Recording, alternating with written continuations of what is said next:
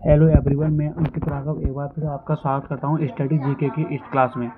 आज हम देखते हैं इतिहास के महत्वपूर्ण कथन। इतिहास के महत्वपूर्ण कथन। पहला है, सभा व समिति प्रजापति दो पुत्रियां हैं। यह अर्थवेद ने कहा था। मैंने उत्तर को छोड़कर शेष तीन क्षेत्र जीत लिया है। मैंने उत्तर को छोड़कर शेष तीन क्षेत्र जीत लिया है। ये कथन कनिष्क के द्वारा कहा गया था। यदि मैं किसी कार्य में दोषी रहूंगा तो मैं स्वयं के खिलाफ भी फैसला ले सकता हूँ। यदि मैं किसी कार्य में दोषी रहूंगा तो मैं स्वयं के खिलाफ भी फैसला ले सकता हूँ। यह अकबर के द्वारा कहा गया था। मैं नहीं जानता कि सराह में क्या है। मैं नहीं जानता कि सराह में क्या है, क्या नहीं है। जो मेरे राज्य हित में होता है वह मैं करता हूँ। कयामत के दिन क्या होगा मैं नहीं जानता। यह कथन अलाउद्दीन खिलजी के द्वारा कहा गया था।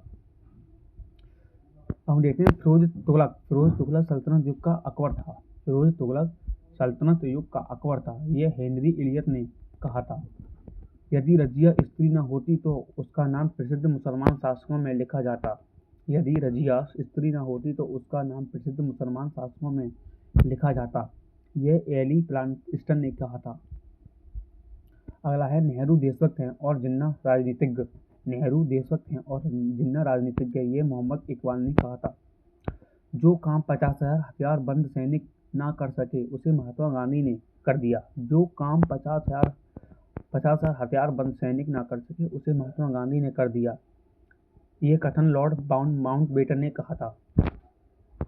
सारे जहां से अच्छा हिंदुस्तान हमारा, सारे जहां से अच्छा हिंदुस्तान हमारा, हम बुलबुले हैं इसकी ये गुलसिस्तां हमारा।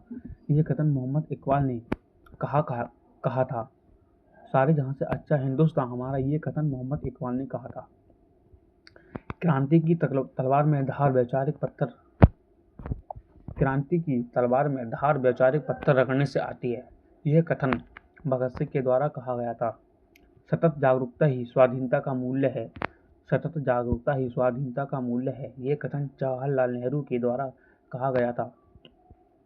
तुम मुझे खून दो मैं तुम्हें आज़ादी दूंगा। यह कथन सुभाष चंद्र बोस के द्वारा कहा गया था। स्वराज मेरा जन्मसिद्ध अधिकार है और मैं इसे लेकर रहूंगा। यह कथन बाल गंगाधर तिलक के द्वारा कहा गया था। भारत का विभाजन मेरी लाश पर ही होगा। जब तक मैं जिंदा हूं तब तक भारत का विभाजन नहीं होने दूंगा। भारत का विभाजन मेरी लाश पर ही होगा। जब तक मैं जिंदा हूं भारत का विभाजन नहीं होने दूंगा। यह कथन महात्मा गांधी के द्वारा कहा गया था। अगला है, वेदों की ओर लौटो। वेदों की ओर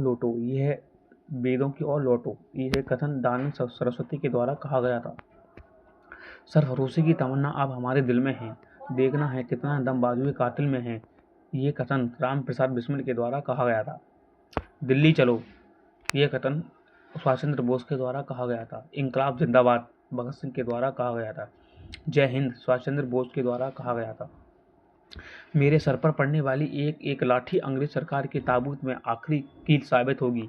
मेरे सर पर पड़ने वाली एक एक लाठी अंग्रेज सरकार के ताबूत में आखिरी कील साबित होगी। ये कथन लाला लाजपत राय के द्वारा कहा गया था।